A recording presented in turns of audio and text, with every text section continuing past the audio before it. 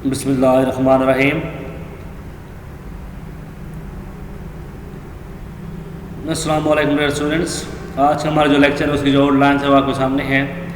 हमने chapter number 10 start किया हुआ है, तो चैप्टर नंबर 10 से जो टॉपिक आज हमने डिस्कस करना है वो आर एक्स कंपाउंड रिएक्शंस, मतलब जो अल्काइल हैलाइड्स कंपाउंड्स उनके जो रिएक्शंस हैं, टाइप्स ऑफ रिएक्शंस, रिएक्शन के जो नेम्स और जो टाइप्स हैं उनको हमने रीड कर लेना है।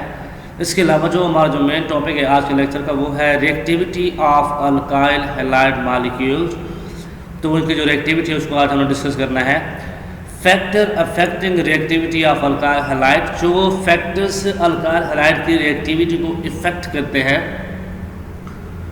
उन फैक्टर्स को वन में वन हमने डिस्कस कर लेना है कंसेप्चुअली। तो लेक्चर बड़ा इंपॉर्टेंट है एमजी गेट के हवाले से भी, तो उसको स्टार्ट करते हैं। रिएक्शंस ऑफ अल्काइल हैलाइड्स, जो अल्काइल हैलाइड्स हैं उनके जो रिएक्शंस होते हैं वो दो टाइप के रिएक्शंस होते हैं। दो टाइप के रिएक्शंस जो है अल्काइल हैलाइड्स दे सकते हैं। नंबर वन है reactions in which halogen of alkyl halide is replaced by other group. इससे ऐसे रिएक्शन जिसमें जो हैलोजन होगा अल्काइल हैलाइड का, उस हैलोजन को हमने करना है रिप्लेस विद अदर ग्रुप, किसी और ग्रुप से हमने रिप्लेस करना है, तो उसको कहते हैं सब्स्टिट्यूशन रिएक्शन। जो रिप्लेसमेंट रिएक्शन होते हैं वो सब्स्टिट्यूशन रिएक्शन होते हैं। अब देखना ये है कि ये जो सब्स्टिट्यूशन है ये न्यूक्लियोफिलिक है या इलेक्ट्रोफिलिक है। तो हैलोजन का हम रिप्लेस करवा रहे हैं, तो हैलोजन्स होते हैं वो न्यूक्लियोफाइल होते हैं, एक्ट करते हैं एज अ न्यूक्लियोफाइल। अगर इनको हमने रिप्लेस करना है मॉलिक्यूल्स में से तो आपको न्यूक्लियोफाइल लेके ही आना पड़ेगा इसके ऊपर। तो ये जो अदर ग्रुप होगा जिसे आप उसको रिप्लेस करवा रहे होंगे that will be also nucleophile. Nucleophile अगर आप लेके आएंगे तो रिप्लेसमेंट होगी। अगर आप यहाँ पे इलेक्ट्रोफाइल लेके आएंगे तो अगर हम यहाँ से मॉलिक्यूल्स में से हैलोजन्स को निकालेंगे, पीछे पॉजिटिव चार्ज होगा और इलेक्ट्रोफाइल पे भी पॉजिटिव चार्ज होगा, तो रिएक्शन नहीं होगा। तो न्यूक्लियोफाइल ही लेके आना है। तो इस तरह के रिएक्शंस को हम ऐसे कह सकते हैं कि जो रिएक्शंस हैं सब्स्टिट्यूशन तो है लेकिन न्यूक्लियोफिलिक सब्स्टिट्यूशन। तो जो अल्काइल हैलाइड्स हैं वो रिएक्शन देते हैं न्यूक्लियोफिलिक सब्स्टिट्यूशन। तो सेकंड टाइप जो रिएक्शंस की है the reactions in which HX molecule is removed from the alkyl halide. अब कुछ ऐसे रिएक्शंस हैं जिसके अंदर अल्काइल हैलाइड में से HX पूरा मॉलिक्यूल निकलेगा, तो इस तरह का हम रिएक्शन कहते हैं एलिमिनेशन रिएक्शन। आप देख रहे हैं ये जो एलिमिनेशन रिएक्शन है ये अल्फा टाइप है, बीटा टाइप है। तो अल्काइल हैलाइड्स जो एलिमिनेशन देते हैं वो होती है बीटा एलिमिनेशन। उसकी वजह ये है कि X जिस कार्बन से निकलेगा हमने हाइड्रोजन को उस कार्बन से नहीं निकालना, तो जो जिस कार्बन के साथ X लगा होगा वो अल्फा कार्बन है और साथ वाले जो कार्बन होगी बीटा कार्बन, उस बीटा से हमने हाइड्रोजन को निकालना है। That's why we call this reactions beta elimination reaction. तो ये दो टाइप रिएक्शन हमने पढ़ने हैं, नेक्स्ट लेक्चर में पढ़ेंगे। तो आज जो मेन टॉपिक है वो reactivity of alkyl halides. Alkyl halide consist of two parts, मतलब अल्काइल हैलाइड जो मॉलिक्यूल है वो पोलर होते हैं, उसके अंदर पॉजिटिव एंड भी होता है नेगेटिव एंड भी होता है। पहला पार्ट इसका ये है कि an alkyl group with partial positive carbon atom attached to the halogens. पहला पार्ट उसका कार्बन वाला है, आर ग्रुप है जिसके ऊपर पॉजिटिव चार्ज है। सेकंड पार्ट इसका जो है वो है an halogen with partial negative charge on it. तो जो ओवरऑल जो मॉलिक्यूल है alkyl halide that's a polar molecule. Reactivity of alkyl halide depends upon two factors. CX यानी कार्बन जो पार्शियली पॉजिटिव है और जो हैलोजन है नेगेटिव है, इनके बिटवीन जो बॉन्ड है उसकी एनर्जी इस पर डिपेंड करती है इसकी रिएक्टिविटी। सेकंड कार्बन एंड जो हैलोजन है जो प्लस एंड जो नेगेटिव है इसकी जो पोलैरिटी है उस पर डिपेंड करती है। दो चीज़ें, ये दो फैक्टर्स जो है हमें डिस्कस करना है, bond energy and the bond polarity of alkyl halide molecule. Number one है CX bond energy. CX bond energy data given below, अगर हम डेटा को डिस्कस करते हैं तो कार्बन फ्लोरीन का जो बॉन्ड है वो ज़्यादा स्ट्रॉन्गर है, 467 किलो जूल पर मोल एनर्जी रिक्वायर्ड होती है। इस तरह हम जब नीचे जा रहे हैं फ्लोरीन क्लोरीन ब्रोमीन जब नीचे जाएंगे तो एनर्जी में कमी आ रही है, इसका मतलब जो बॉन्ड है वो वीक होता जा रहा है, इसलिए आयोडीन की एनर्जी सबसे कम है। तो जब हाइड्रोजन के केस में चलते हैं तो एनर्जी ज़्यादा हो जाती है। तो हमने पढ़ना है अल्काइल हैलाइड के हवाले से। तो जो रिएक्टिविटी होती है अल्काइल हैलाइड की, तो फैक्टर नंबर जो 1 फैक्टर है बॉन्ड एनर्जी, ये जो रिलेशन इन दोनों के बिटवीन है रिएक्टिविटी Rx और जो CX की बॉन्ड एनर्जी है, ये दोनों इनवर्स है। मतलब जिसकी एनर्जी जितनी ज़्यादा होगी उसकी रिएक्टिविटी उतनी कम होगी। तो इसके हवाले से हमने इस पूरे सीक्वेंस को अरेंज कर लेना है। जिसकी बॉन्ड एनर्जी ज़्यादा उसकी रिएक्टिविटी कम। अब जो कार्बन फ्लोरीन वाला जो हमारे पास अल्काइल हैलाइड होगा उसकी रिएक्टिविटी सबसे कम होगी, और जो हमारे पास आयोडीन वाला जो अल्काइल हैलाइड होगा उसकी रिएक्टिविटी सबसे ज़्यादा। तो ये हमारे पास रिएक्टिविटी जो ऑर्डर बनेगा वो ये बनेगा। तो it's very important for the entry test and MCQs। ये हमारे पास अल्काइल जो आयोडाइड है उसकी सीक्वेंस है, उसकी रिएक्टिविटी सबसे ज़्यादा होगी because bond is weak, come energy चाहिए होगी, बॉन्ड टूटेगा और एडिशन हो जाएगी। अच्छा, RBR की रिएक्टिविटी उससे थोड़ी कम होगी। फिर RF की एनर्जी जो रिएक्टिविटी सबसे कम बिकॉज इट्स एनर्जी सबसे ज़्यादा है। और जो रिएक्टिविटी है Rx की वो उसकी बॉन्ड एनर्जी के इन्वर्स है। जिसकी बॉन्ड एनर्जी, जिस अल्काइल हैलाइड की बॉन्ड की एनर्जी CX की बॉन्ड एनर्जी ज़्यादा होगी उसकी रिएक्टिविटी सबसे कम होगी। अब सेकंड फैक्टर है वो है bond polarity. CX bond polarity अगर हम चेक करना चाहें तो electronegativities of halogens are given.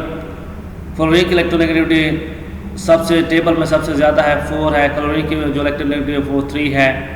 Bromine 2.8 है, आयोडीन 2.5 है, कार्बन 2.5 है, हाइड्रोजन 2.1 है। तो हम इसको डिस्कस कर रहे हैं। तो अगर हम देखते हैं रिएक्टिविटी अल्काइल हैलाइड्स की और ये जो फैक्टर है बॉन्ड पोलैरिटी, तो रिएक्टिविटी अल्काइल हैलाइड की और जो बॉन्ड पोलैरिटी है ये दोनों डायरेक्ट होते हैं। जो बॉन्ड जितना ज़्यादा पोलर होगा उसकी रिएक्टिविटी उतनी ज़्यादा होगी। और पोलैरिटी जो होती है CX बॉन्ड की पोलैरिटी, तो जो बॉन्ड ज़्यादा पोलर होगा उसका रिएक्टिविटी ऑर्डर जो है वो सबसे ज़्यादा होगा। तो उसको हमने सबसे पहले रखना है, फिर ऑर्डर हमें बना लेना है। तो यहाँ पे आ गया CX बॉन्ड की जो है वो पोलैरिटी, ये दोनों डायरेक्ट हैं।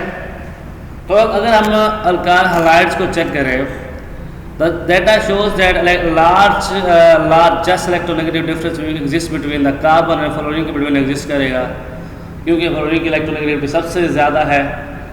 स्मॉलेस्ट जो होगा वो आयोडीन के between exist करेगा। कार्बन आयोडीन इसका बॉन्ड सबसे कम पोलर होगा। तो जो RF है will be highly polar and iodide वाला होगा वो विल बी लीस्ट पोलर। ठीक हो गया। इलेक्ट्रोनेगेटिविटी क्योंकि कम है आयोडीन की, तो इलेक्ट्रोनेगेटिव डिफरेंस R का और आयोडीन का वो कम होगा। तो जो पोलैरिटी होगी CX बॉन्ड की वो आयोडीन के केस में कम होगी और फ्लोरीन के केस में बहुत ज़्यादा होगी। According to this RF should be most reactive and RI should be least reactive. अब मैंने कहा ना कि जो रिएक्टिविटी है और जो CX की जो पोलैरिटी है दोनों डायरेक्ट हैं। तो जो ज़्यादा पोलर हो ज़्यादा रिएक्टिव, तो RF ज़्यादा रिएक्टिव है।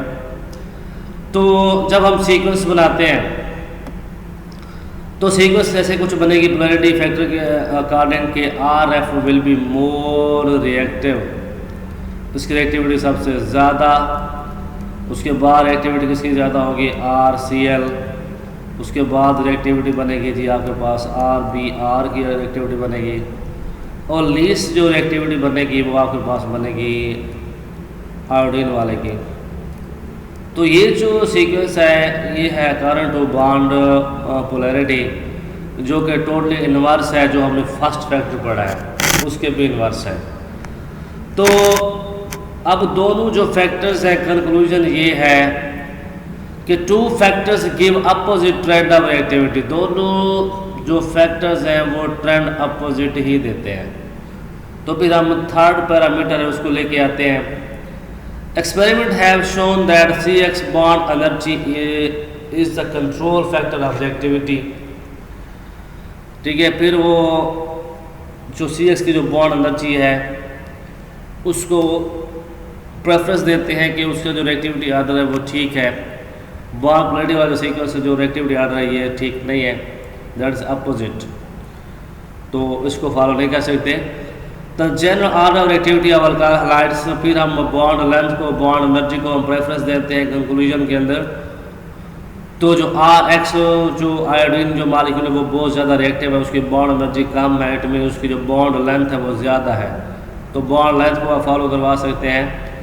बॉन्ड लेंथ और बॉन्ड एनर्जी इसको प्रेफरेंस दी जाती है। जिसकी बॉन्ड लेंथ ज़्यादा, जिसकी बॉन्ड एनर्जी कम, वो ज़्यादा रिएक्टिव होगा। तो actually CF bond energy is so high that RF least reactive, तो इसकी बॉन्ड एनर्जी इतनी ज़्यादा होती है क्योंकि यहाँ पोलैरिटी बहुत ज़्यादा होती है, बॉन्ड बहुत ज़्यादा स्ट्रांग होता है,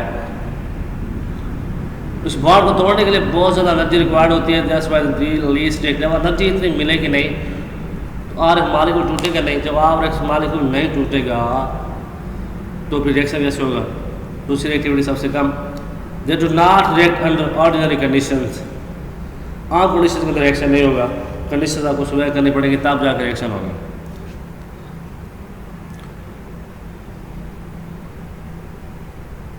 इसके अलावा जी हमारे पास जो इम्पोर्टेंट डेफिनेशंस हैं जो आज हम पढ़ लेते हैं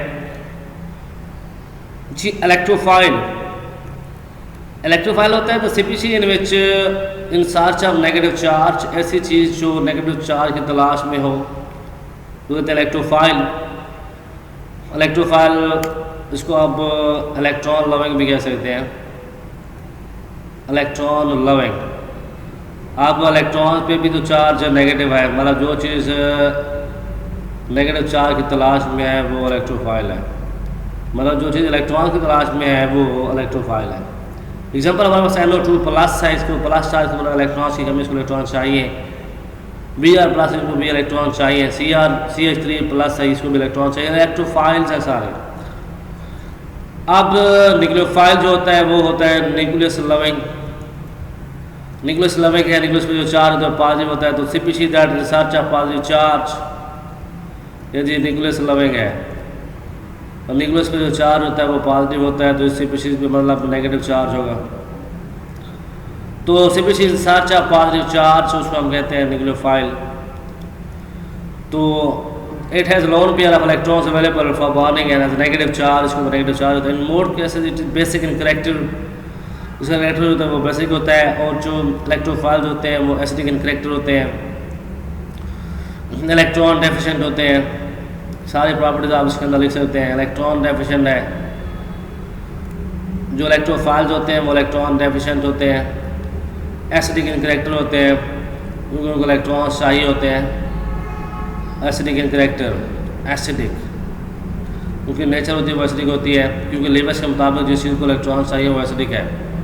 तो इलेक्ट्रोफाइल्स इलेक्ट्रॉन्स की तलाश में होते हैं, नेगेटिव चार्ज की तलाश में होते हैं, तो वो एसिडिक इन नेचर होते हैं। इसके अलावा जी जो न्यूक्लियोफाइल्स होते हैं वो बेसिक इन करेक्टर होते हैं, क्यों उनके पास इलेक्ट्रॉन्स एक्सेस में होते हैं, लोन पे उनके पास मौजूद होते हैं, उनके पास नेगेटिव चार्ज है, तो लेबस के मुताबिक जिसके पास इलेक्ट्रॉन्स हो वो चीज़ न्यूक्लियोफाइल होती है। तो इलेक्ट्रोफाइल न्यूट्रल भी होते हैं, न्यूट्रल न्यूक्लियोफाइल भी न्यूट्रल्स होते हैं, बज़ाहिर आपको न्यूट्रल नज़र आते हैं लेकिन उनके अंदर वो चीज़ रिक्वायरमेंट है वो पॉजिटिव वैसे मौजूद होती है। जैसे हमारे पास AlCl3 है, ये एक हमारे पास इलेक्ट्रोफाइल है, क्यों उसके अंदर जो एलुमिनियम है उसका जो वैलेंस शेल है वो कंप्लीट नहीं है, उसको 2 इलेक्ट्रॉन अभी चाहिए। तो ये हमारे पास न्यूट्रल इलेक्ट्रोफाइल है। तो यहाँ पे जो न्यूक्लियोफाइल है, न्यूक्लियोफाइल भी न्यूट्रल होते हैं। अब ये हमारे पास हाइड्रोक्सल आयन है, ये हमारे पास हाइड्रोक्साइड आयन, ये न्यूक्लियोफाइल है। एच ऑक्साइड आयन न्यूक्लियोफाइल है। एच हाइड्रोजन सल्फाइड आयन, ये एच नेगेटिव चार्ज आ रहा न्यूक्लियोफाइल है। अमाना ग्रुप न्यूक्लियोफाइल है। क्लोराइड है न्यूक्लियोफाइल, ब्रोमाइड है न्यूक्लियोफाइल है। ये हमारा थायोसाइनाइड आयन, ये न्यूक्लियोफाइल है। ये जो वाटर एंड अमोनिया है ये न्यूट्रल मॉलिक्यूल्स हैं, ये न्यूक्लियोफाइल्स हैं। मतलब न्यूक्लियोफाइल न्यूट्रल भी होते हैं, लेकिन यहाँ पे नाइट्रोजन के पास भी लोन पेयर है, वाटर के ऑक्सीजन के पास भी 2 लोन पेयर है। That's why they are nucleophiles. Water neutral, nucleophile को कोई चार्ज नहीं होता। मॉलिक्यूलरिटी होती है the number of molecules taking part in rate determining step, उसको कहते हैं मॉलिक्यूलरिटी ऑफ द रिएक्शन। तो जितने मॉलिक्यूल्स किसी रेट डिटरमाइनिंग स्टेप में हिस्सा ले रहे होते हैं उसकी मॉलिक्यूलरिटी होती है। अगर एक मॉलिक्यूल है तो मॉलिक्यूलरिटी 1, 2 मॉलिक्यूल्स हैं तो मॉलिक्यूलरिटी विल बी 2। इसके अलावा एक और डेफिनेशन भी है, substrate molecules the molecule on which electrophile और न्यूक्लियोफाइल अटैक। जिस मॉलिक्यूल्स के ऊपर इलेक्ट्रोफाइल अटैक करता है या न्यूक्लियोफाइल अटैक करता है उसको कहते हैं सबस्ट्रेट मॉलिक्यूल्स। तो ये है आज का हमारा लेक्चर, जो इसको आप लोगों ने अच्छी तरह से अंडरस्टैंड करना है।